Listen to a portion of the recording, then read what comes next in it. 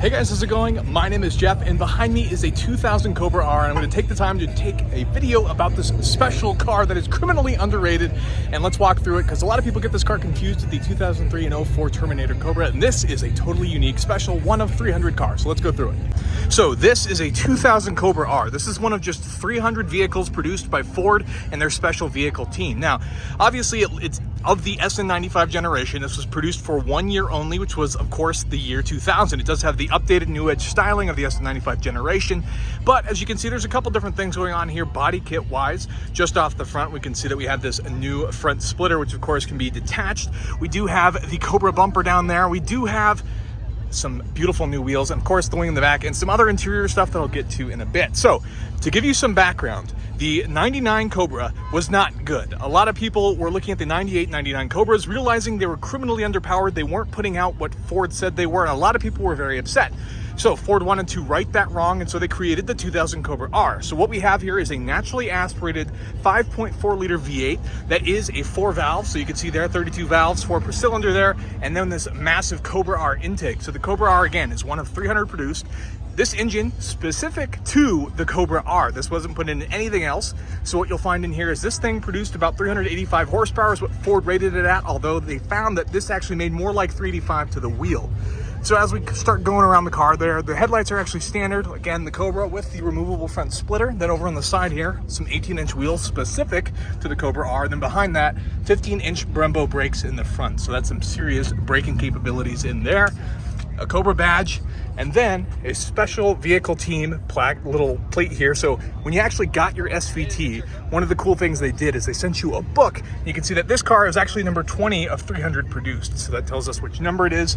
And then if you ever want to know if it's a fake Cobra R or a real one, a good way to tell is usually the missing hood strut in here. This also features a hood bulge that is specific to this car. So as we move along here, I want to point out there's actually side pipes.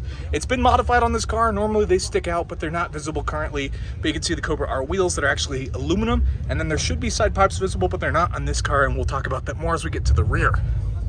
Taking a look at the interior. So there's a lot going on in here. Obviously we have some Recaro bucket seats, but then you'll notice there's actually a rear seat delete. There are no seats in there. Another thing you'll find, there's no radio or no AC. Now, yes, the AC buttons and dials are in there, but they're not functional. You'd have to add it aftermarket if you wanted it. Same thing, some people will actually often add radios or even turbocharge these cars, but for the most part, fairly standard in terms of the actual front dash. It's mostly changed in terms of, and I should mention, there's actually a Tremec T56 manual transmission and not any of the other Tremec's that you'd find in the other cars. So it's a 6-speed. Most of the GTs and stuff would actually come with a 5-speed. So it's another difference in there. So again, engine's naturally aspirated. One of the other differences between other Cobras. Got some earlier style vents here. Again, big set. So one of the cool parts is because the Cobra R was supposed to be a track focused variant, and these 18-inch wheels were actually square fitments. They were 275s all around, which is actually a much wider fitment than you would have found, especially because a lot of cars were actually running things like 245s at the front. So this was a huge improvement over some of these standard cars. As we come to the rear, you'll notice we have ambers. This is actually the first appearance of ambers on the SN95 Mustang. Of course, these would get later used on the Terminator Cobra, but this is where they first appeared. This is the OG fitment.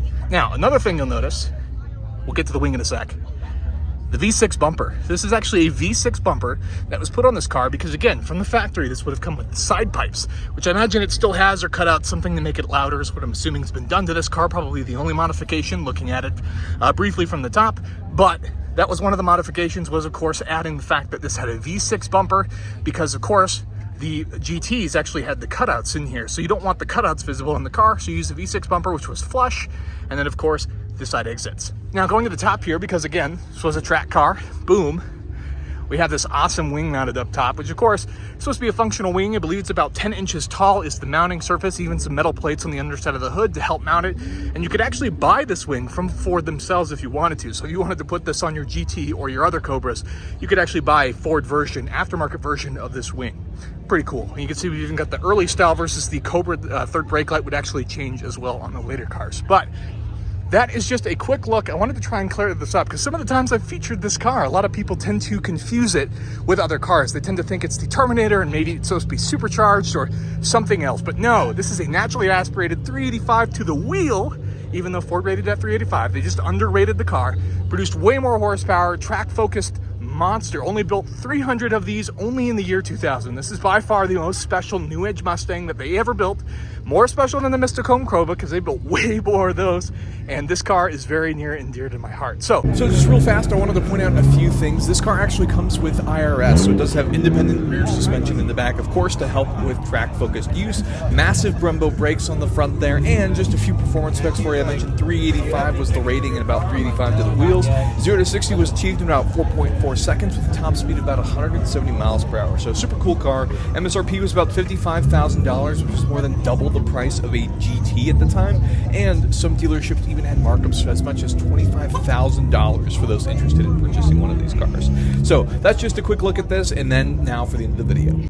That's going to be the end of the video. If you enjoyed it, hit that like button for me. I'd really appreciate it, and consider getting subscribed for more content like this in the future. Thank you so much for watching.